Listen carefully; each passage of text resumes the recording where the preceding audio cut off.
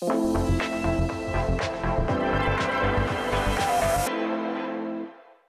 à toutes et à tous et bienvenue dans l'école du futur. Ravi de vous retrouver. Voici le programme du jour. Au travers de ces vidéos, il vulgarise la cybersécurité pour tous, du danger du Wi-Fi public aux précautions à prendre pour se prémunir des virus informatiques. Micode aborde de nombreux sujets sur sa chaîne YouTube et il est notre portrait du jour. Et puis là, une idée derrière la tech, c'est Jeanne Dreyfus qui est avec nous aujourd'hui. Bonjour Jeanne. Bonjour Philippine. Quel va être l'objet de votre chronique?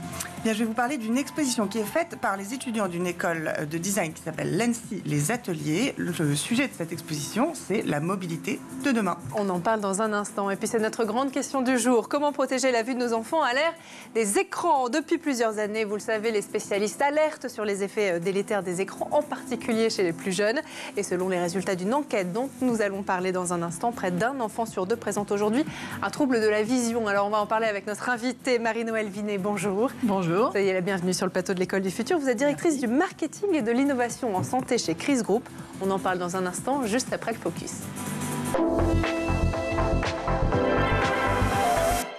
Chercher, comprendre, expliquer ou encore simplifier. Voilà ce à quoi ressemble la chaîne YouTube de Michael de Marliave, un peu plus connu sous le nom de Micode. Cet addict de la technologie est notre focus du jour, signé aujourd'hui Jean Martineau. Il y a 2 mois, on a décidé de lancer une immense expérience statistique en envoyant plus de 10 000 CV à des recruteurs. L'objectif, répondre à 4 questions qu'on s'est tous déjà posées. Est-ce que c'est grave de ne pas avoir une orthographe irréprochable? Est-ce que sur sa photo, il vaut mieux être souriant ou plutôt sérieux? À quel point le fait d'avoir fait une grande école va vraiment augmenter les chances de passer la première sélection? Il traite principalement d'informatique, de cybersécurité et plus généralement des enjeux du numérique. Micode est une star d'Internet qui parle d'Internet. Véritable geek, il se passionne très tôt pour la programmation et le développement informatique. Il se lance sur YouTube en 2017. Il est alors en première année d'IUT. Offrant un contenu de vulgarisateur du numérique, il fait face à une concurrence quasi nulle dans le domaine et dès le lancement de sa chaîne, il pulvérise les compteurs. Ah ouais, carrément, je l'ai lancé en janvier et en avril, effectivement, on était à 200 000. Et je me souviens d'un seul week-end, par exemple, où on a pris 30 000 abonnés. Les abonnés augmentent à une vitesse grand V et sa chaîne YouTube devient incontournable. L'ascension est telle qu'un an après son lancement, la chaîne de Michael est référencée dans une publication du ministère français de la Culture, inventoriant les chaînes YouTube culturelles et scientifiques adaptées à un usage éducatif. Si vous avez eu des parents prudents, ils vous ont peut-être dit qu'il ne fallait jamais, au grand jamais, écrire son nom de famille sur Internet. Et effectivement, ça sonne comme une bonne idée. Si votre futur recruteur tape votre nom dans Google et vous voit arraché à votre asso étudiante ou tombe sur les posts gênants que vous faisiez au collège, c'est pas terrible. Vous pouvez toujours tenter de les faire supprimer. Mais comme on dit, Internet n'oublie jamais. Il y a tellement d'outils pour retrouver des contenus censés avoir disparu qu'il est plutôt prudent de prendre un maximum de précautions. Notamment, dès que possible, utiliser un pseudo ou au moins des initiales à la place de son nom de famille. Et effectivement, c'était une bonne idée. À une certaine époque d'Internet, à un certain stade de la technologie. Ce que j'aimerais vous montrer dans cette vidéo, c'est que depuis relativement récemment, c'est devenu parfaitement inutile. Et que s'il reste quelques photos, dossiers de vous sur Internet, vous avez du souci à vous faire. Sans prétention de vouloir former qui que ce soit, mais simplement en voulant éveiller la curiosité et en apprenant quelque chose, Micode a su parler à son public. Il évoque de petites choses que peu de gens savent et pour lesquelles ils n'ont pas de temps à perdre, mais lui, si. Et nous, on se dit à très bientôt. Allez, autre chose à présent. Quel est l'impact réel des écrans sur la santé visuelle de nos enfants? C'est une question que se posent évidemment de nombreux parents face à l'augmentation du temps d'écran. Alors, l'Observatoire de la vue des enfants 2024, réalisé par Ipsos pour Chris Group, souligne que si les durées d'exposition diminuent légèrement, elles restent encore largement au-dessus des seuils recommandés. On en parle tout de suite dans la première partie du talk. Et donc avec nous en plateau aujourd'hui pour en parler, Marie-Noëlle Vinet. Je rappelle que vous êtes la directrice du marketing et de l'innovation en santé chez Chris Group. Alors les enfants, ils passent toujours plus de temps devant les écrans malgré les recommandations sanitaires. Qu'est-ce que vous pensez des résultats justement de cet observatoire qui montre que le temps d'écran des enfants reste quand même 3 à 4 fois supérieur aux recommandations des spécialistes? Oui, tout à fait. Et pour compléter ce que vous disiez, effectivement, il faut savoir que cet observatoire est fait chez des enfants de 3 à 10 ans. donc qui sont de très très jeunes enfants. Et chez ces enfants cette année, effectivement, on a un horaire moyen quotidien de 2 heures, effectivement un peu plus de 2 heures par jour, légèrement inférieur à celui de l'année dernière, mais qui reste quand même, effectivement, comme vous le soulignez, tout à fait au-dessus des consignes et des recommandations qui sont environ 30 minutes par jour. Et encore, pour des enfants de cet âge, effectivement, il y a quand même un certain nombre de questions qui se posent. Alors, si je peux effectivement détailler un peu plus, il faut savoir qu'il y a une commission écran, justement, qui a émis des recommandations cette année, en 2024, en avril 2024, et qui recommandait justement les écrans, quand on ne dit pas d'écran avant 3 ans, un usage déconseillé avant 6 ans et un usage, en tout cas, très encadré à partir de 6 ans, avec notamment l'accompagnement des parents. Donc, vous voyez que dans cette perspective-là, ces temps d'écran des enfants sont quand même nettement au-delà des recommandations, effectivement, nationales. Alors, la faute à quoi, justement? Pourquoi vous pensez que les parents ont encore du mal à limiter l'exposition de leurs enfants aux écrans?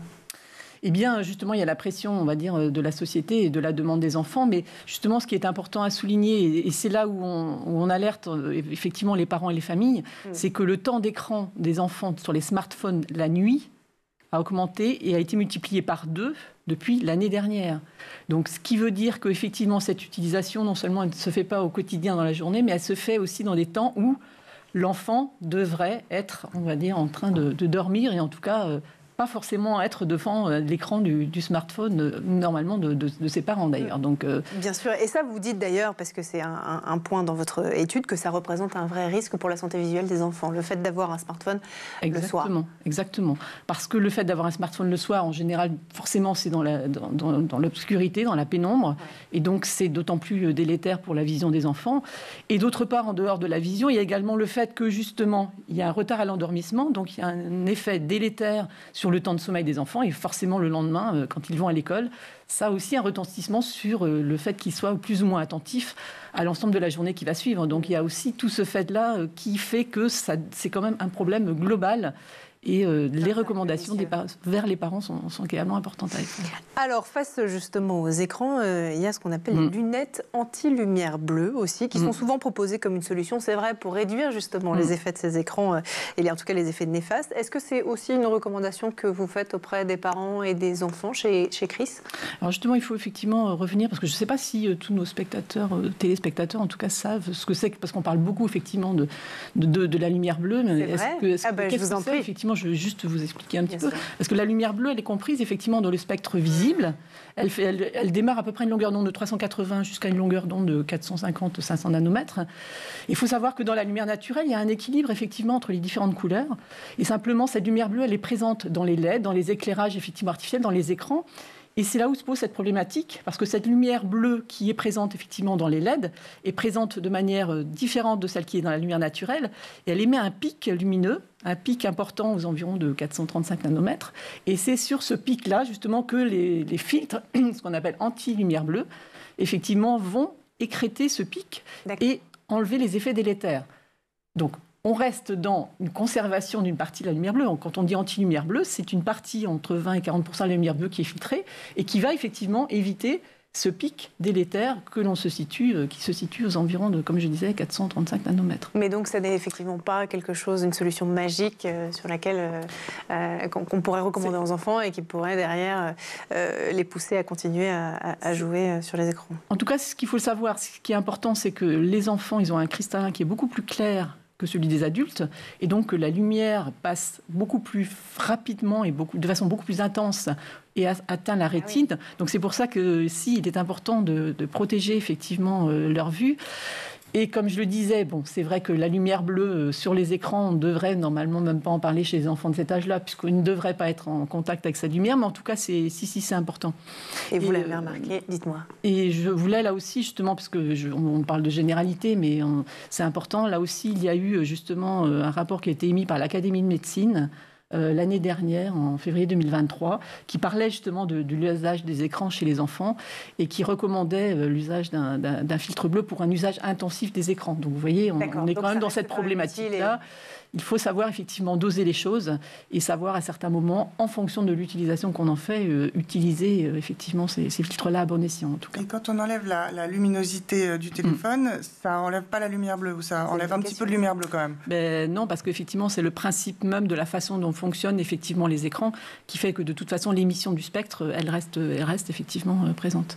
Donc il y a une question d'éblouissement qui est moindre, mais on reste quand même dans quelque chose qui en tout cas, n'est pas recommandé au quotidien. Oui, tout à fait. Pour les enfants. Alors ce qu'on voit aussi dans votre étude, c'est que la myopie, elle continue d'augmenter chez les enfants, plus 3 points en 2024. Ça aussi, c'est lié aux écrans et au fait qu'on rapproche de plus en plus l'écran de notre visage. C'est ça. Et il y a également une autre fait importante, c'est le temps passé à l'extérieur. Parce que ce que je vous expliquais tout à l'heure, effectivement, il y a un effet de la lumière naturelle sur l'œil qui évite la croissance, on va dire, de l'œil, qui est responsable en fait de l'augmentation de la myopie. C'est-à-dire qu'un œil classique, il est rond, et quand il s'allonge, il devient effectivement ovale comme un ballon de rugby, et c'est ce qui entraîne effectivement la myopie, et c'est ce qui fait qu'on voit mal en fait de loin. C'est vraiment ce phénomène-là, et c'est ce phénomène qui s'aggrave. Donc c'est les deux cumulés en fait. Le fait effectivement d'utiliser des écrans de manière beaucoup plus importante, mais aussi que les enfants sont beaucoup moins exposés à la lumière naturelle, ils passent beaucoup moins de temps qu'auparavant à l'extérieur. Donc là aussi, il y a une recommandation maintenant des médecins, en général les ophtalmologistes, pour dire qu'il faudrait que les enfants passent entre 40 minutes à 2 heures par jour à l'extérieur, à la lumière naturelle, alors à jouer ou à faire des activités. Mais en tout cas... sur un écran, en tout cas. Et voilà, même pas dehors sur un écran, effectivement. Oui. Parce qu'il est important de pouvoir utiliser ça. Donc c'est ces phénomènes-là qui sont d'ailleurs mondialement constatés. Parce que vous avez peut-être vu, on parle effectivement d'une épidémie de myopie et le fait que d'ici 2050, la moitié de la population sera myope. Donc on est dans une problématique qui est une problématique mondiale sur le sujet. Global, oui. Exactement. Et de notre côté, d'ailleurs, et c'est pour ça qu'on est très impliqué chez Chris Group, et c'est un sujet qui me tient particulièrement à cœur, parce que depuis 2016, on est associé justement au CHU de Poitiers avec un médecin ophtalmologiste, chef de service qui s'appelle le professeur Nicolas Levéziel, et avec lequel, effectivement, on a une collaboration pour étudier comment évolue la myopie en France. Parce qu'il nous avait contactés dans les années 2014-2015 en disant on a peu de données en fait, sur le sujet en ce qui concerne la France. D'accord. Et donc il a effectivement analysé l'ensemble des données que l'on a pu lui confier de manière anonymisée ou que nos magasins effectivement lui ont confié. Et on a montré que c'était entre 7 et 12 ans que la myopie des enfants évoluait le plus. Et donc c'est vraiment ces âges clés de l'enfance et de la pré-adolescence où il faut être très, très vigilant, effectivement essayer en tout cas que les parents aient un maximum de consignes et de les aider à gérer cette utilisation des écrans et à ce temps passé à l'extérieur de prévention également. Le message est passé en tout cas. Lorsque vous nous dites aussi, vous avez parlé il y a un instant des ophtalmologistes, plus de 70% des parents sont prêts à en consulter un par télémédecine. Est-ce qu'on peut vraiment analyser l'œil et par exemple détecter une myopie en télémédecine ? Alors la télémédecine, effectivement, en ophtalmologie, c'est très particulier. Ça demande du matériel bien spécifique. Ça demande effectivement un plateau technique plus important. Mais il faut savoir qu'il y a maintenant effectivement des protocoles qui sont en cours, notamment entre des ophtalmologistes et des orthoptistes, qui sont l'autre profession de la vision, qui justement permettent de travailler ce qu'on appelle en travail aidé, et de collaborer entre ophtalmologistes et orthoptistes pour faire que, effectivement, il puisse y avoir chez l'orthoptiste vers l'ophtalmologiste, une transmission effectivement des données. Et il y a un protocole qui a été autorisé en 2021 maintenant, qui, en cas de renouvellement justement des lunettes, permettait de travailler de cette façon. Donc c'est possible dans un certain nombre de cas de manière très encadrée. Et puis également chez les adultes, on a maintenant effectivement la technologie qui aide beaucoup. Et comme je vous disais, les protocoles organisationnels qui se mettent en place au niveau national entre effectivement les médecins et puis la collaboration des orthoptistes. Le tout au service effectivement des patients, qui soient adultes ou enfants. Bon, Marie-Noëlle, on va continuer à en parler de tout ça dans un instant. D'abord, on va faire un petit tour du côté de la planète tech. Images et vidéos, c'est le Zap et c'est l'œil de Jean Martineau.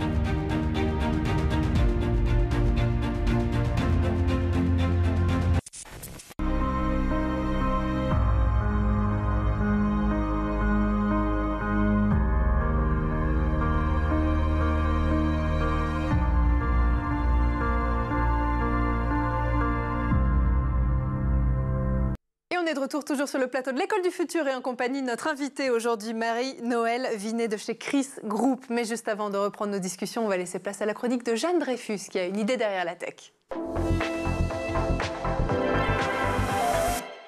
Jeanne, aujourd'hui, vous nous parlez d'une école d'art spécialisée en création industrielle, c'est l'ENSCI. Absolument. Dit aussi l'ENSCI, l'École nationale supérieure de création industrielle, située à Paris, une école qui va former les designers à dessiner les objets que nous, on va utiliser demain.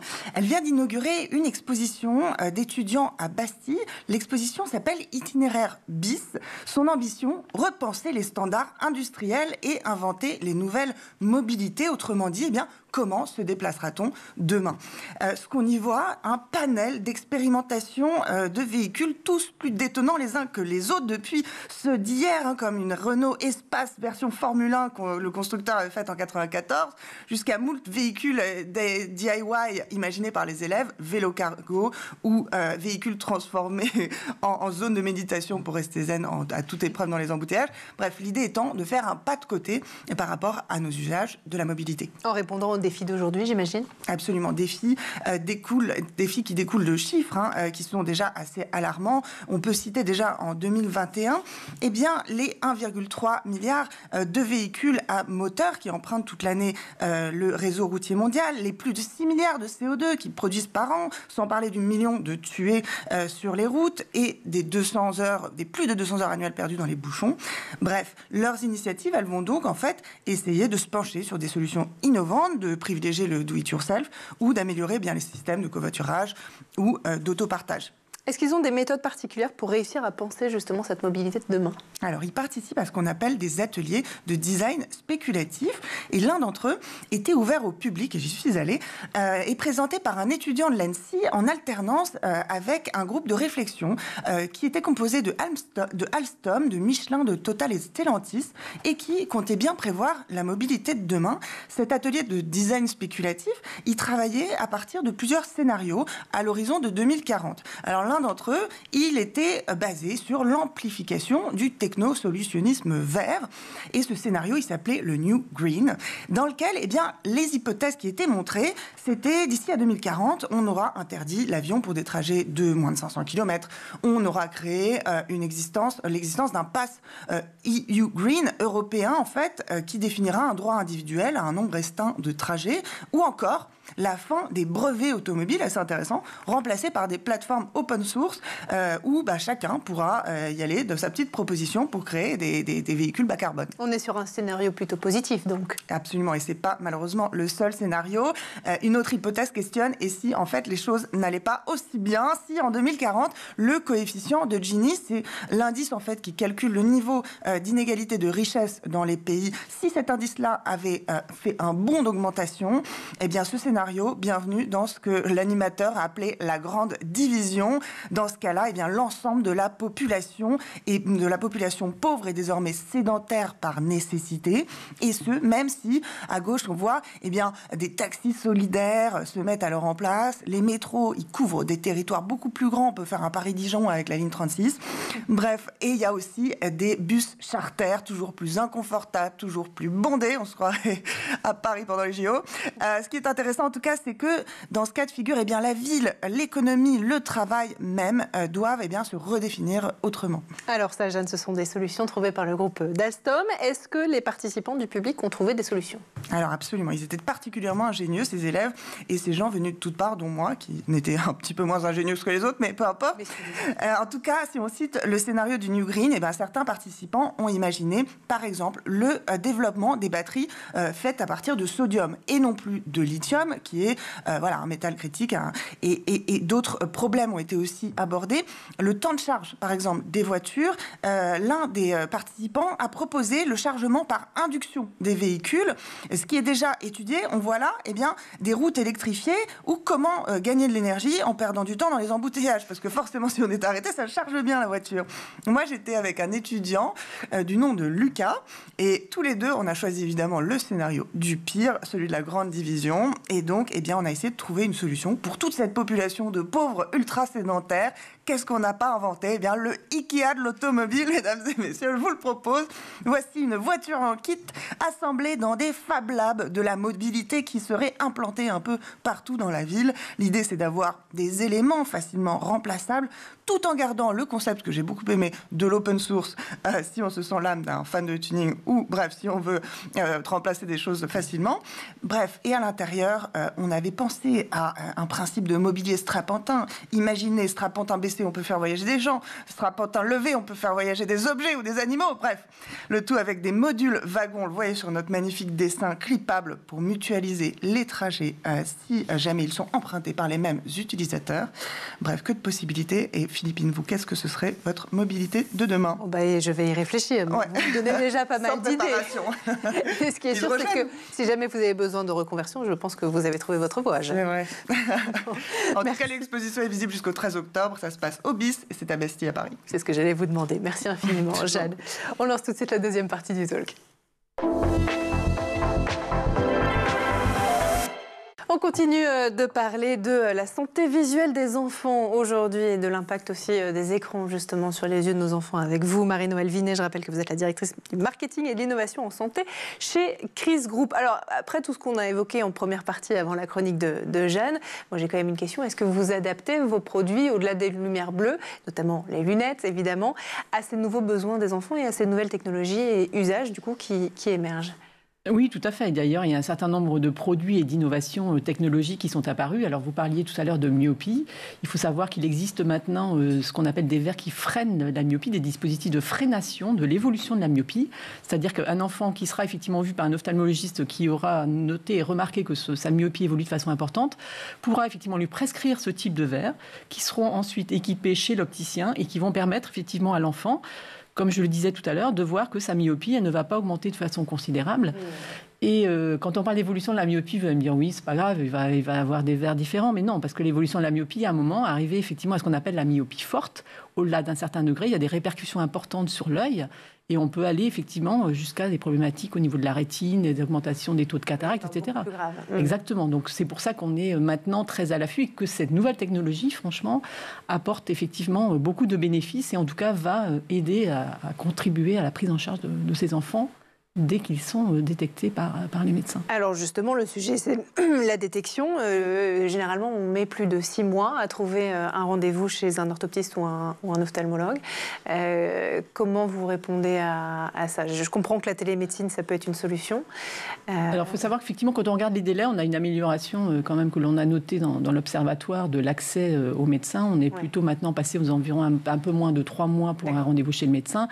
Et également, après, il y a comme des périodes clés où l'enfant, effectivement, doit voir un médecin ou un spécialiste. Il est d'abord vu par, on va dire, la naissance, le pédiatre, etc., et à la clinique ou à l'hôpital.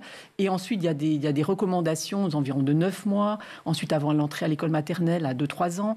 Et puis, avant l'entrée au CP. Donc, il y a des moyens de faire que cet enfant soit suivi. Alors, comme je disais tout à l'heure, effectivement, par les pédiatres qui vont contribuer à le renvoyer aussi. Et en fonction aussi de la façon dont l'enfant vit. S'il a déjà des parents qui ont effectivement une myopie, ils vont en général être sensibilisés et les amener plus rapidement. Mais vous avez raison, il faut signaler que, et là on montrait l'observatoire, il y a encore 20% des enfants de 3-10 ans qui n'ont pas vu d'ophtalmologiste. Donc c'est important que les parents se sentent concernés et sensibilisés. Et seuls 2 parents sur 5 qui se disent bien informés sur la fréquence justement de ces contrôles qui sont nécessaires pour la vue des enfants. Ça veut dire qu'on aurait presque besoin d'une éducation à la santé visuelle, peut-être à l'école ou en entreprise. C'est important effectivement que tout le monde se mette, on va dire, autour de la table, mais en tout cas que tout le monde apporte sa part à l'édifice.